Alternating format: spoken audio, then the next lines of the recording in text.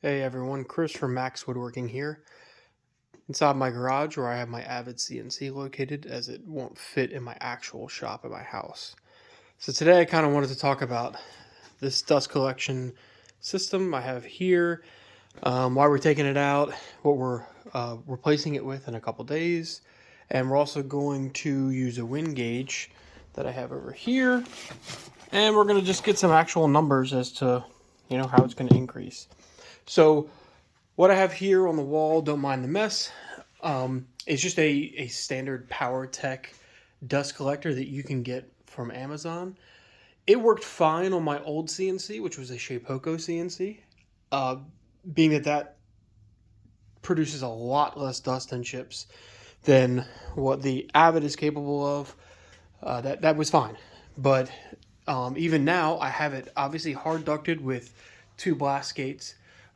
One is obviously just my flex hose for cleanup around the machine, and then the other one goes up across the ceiling. Basically, I have to sort of work around the garage door system, so it's on this side of the track, but then over top of the opener itself.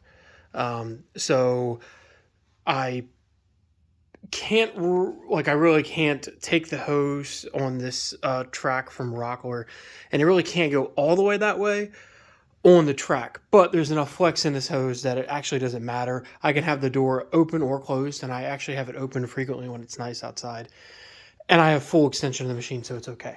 Which this is a 4x10 Pro for whatever that's worth. So as you can see here, I had to cut a few things out of this 3/4 inch plywood, but there's still dust kind of all over the machine here. This is just some of it. There's plenty that gets on the floor, and I just swept after I did it, and there's plenty that's on top of the material. I mean, you can see back here, it's just piled up. It's just not doing a good job, so that's what we're here to solve and just kind of document and give some feedback. Okay, so in talking about this collector, it's rated, I think it's around 600 CFM or so. I don't know if it actually, okay, there we go, 537. Okay, so they claim it's 537, 2.5 micron, and obviously a 4-inch inlet, which this is just 4-inch spiral pipe to a Y, and I keep either blast gate closed or open. I don't keep them both open because obviously this isn't powerful enough. These bags are really inefficient. There's nothing new there. And the other problem with these numbers is there's a lot of companies that are not telling you a good story with those numbers, because what they will do is they will take this pipe off. Well, obviously there wouldn't be a pipe there, but they will have an open inlet, and they will take the filter or bag off if it's a canister filter style, and then they'll turn the machine on, and that's basically free flowing. There's no restriction, and the problem is then you get numbers like this. Oh, 537. Well, is it really though? What's the real life numbers? So that's when you get to the larger companies. For example, Oneida, Clearview. You could even see it with your normal woodworking manufacturers like Jet, Powermatic, Laguna. You're going to see these big systems that are only making 1,200, 1,500 CFM, and you're like, well, how's that possible when something for a couple $100 is making, a third of that? Well, that's because they're actually measuring it with everything installed, and most of the time inside of a pipe is where they'll put their airflow gauge and get those numbers. So when you move up to the bigger leagues, that's what you're going to end up seeing. In my main shop, I have a Harvey G700, which I have some videos of I might post up, on the difference from the old Jet collector I had to this one. But anyhow, so for this one, I did cut away there's a little graded guard on the inside right here. I cut that away just because with this machine you can end up with strands and larger chips that can end up having any kind of clogging. I just wanted to avoid that if possible.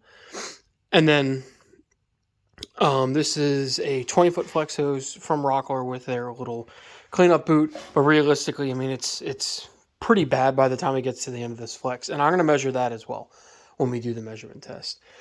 So our plan here is going to be, I'll have to move my little drill station thing, but the Oneida will go, oh yeah, sorry, didn't say it. I will be getting an Oneida V1500. The reason why is I do not have any extra power in the garage. I can't run any more power, etc., etc. I have what I have.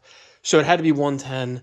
The one good thing is I did run this 20 amp circuit, so I can continue, and that's what it does require, is a 20 amp 110.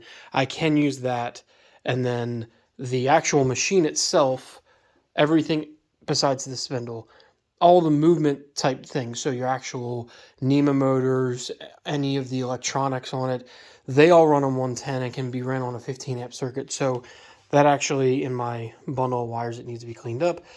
All that comes into here on my CNC cart.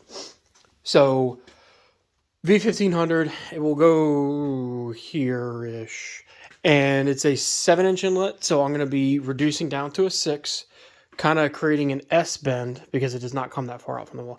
Make an S-bend in 6-inch, come all the way to here where this Y is, and I'll be doing a 6-inch, 6-inch up here, and it'll be a 4-inch Y there. So here, blast gate down, that will be the same.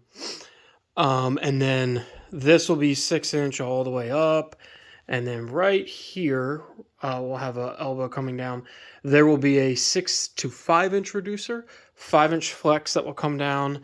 And right here, there is a cup where they're sending that might fit this. I might have to use a little bit of flex as sort of a bridge from a 5-inch flex to 4, which, like I said, it might fit inside this. And this dust boot is made by one guy in a shop on Etsy, if anyone wanted to know.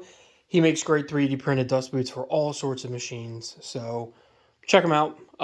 He's literally a one-guy business, so it's supporting a small business, and he does a really good job having a really efficient dust boot, giving you as much area as possible. So now I'm going to turn on the dust collector. I'm going to get readings. That's not the nice part. This comes off with magnets. I'm going to get readings pretty much right here where the main inlet is. And then I'm also going to take the flexos off, get some readings there. And then we're going to get readings on the flexos and just see what we get. All right, so hopefully you can hear me. So we're going to put this here. And, all right, so we're getting about maybe 13 miles an hour. 12 and a half, 13, somewhere in that range. All right, so let me pull this off and we'll check this. Okay, and with the hose disconnected,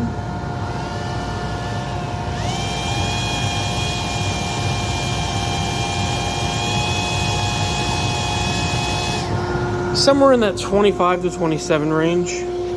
And finally, this guy. Yeah, about 13, 13 and a half, maybe 14. Look at you go. Okay, so now we have our readings, and you might be wondering, well, why the big difference between down here and here? There's a few reasons. Number one, obviously, this is totally open. This is a circular tube that I'm able to kind of set this in because this is a 4-inch flex, and this is around 3 inches, so obviously you're not going to get a perfect number, but we're just trying to find a delta, a difference between them.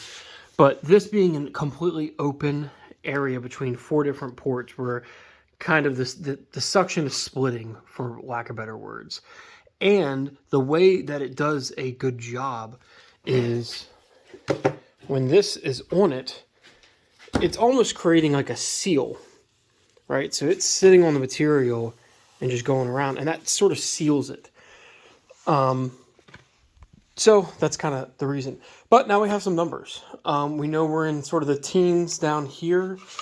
We're kind of the 25 to 27 range here. And then obviously over at the little cleanup, it was about the same thing, the low to mid teens. So that's pretty much it. Tomorrow, I believe, all the boxes should be here, and then I might do like a short little video of hey, here's everything I got, and here it is kind of built. Maybe a little review on the shipping quality or whatever. But then I'll have a separate video for this, like a part 2, just showing, hey, here's a new system and here's what our new readings are. And we'll see. Hopefully I'm satisfied. And by the way, that is a very much overpowered system for this. The plan is, by the way, just to be as set up for the future as I can be, as future-proof as I can, because eventually I will have a new, bigger shop, and this will be in it. And I want it to be on its own dust collection system because this is almost like my own employee. When it's set up, it is running by itself. If I have programs I'm comfortable with, I don't need to be babysitting it across the shop. It can run. If something happens, it's going to happen. Me stopping it is not going to fix. If something, a part comes undone, it's going to mess something up anyhow. But anyhow, the goal will be eventually is that it's going to be an overpowered system. And this flex hose, eventually I'll be adding the 4th axis back here that Avid makes. And that flex hose I can run over and kind of make like a collection scoop for underneath the lathe. And then this will be over top doing its thing. And hopefully that will help. But that new machine will be able to obviously run both of those ports, which it's rated actual CFM. I think it's around 950 or so because it's the 110. The 220 model, I think, is 1100. Something around there. You have to look. But anyhow, that wraps it up, and we'll have another video coming at you soon. Thanks.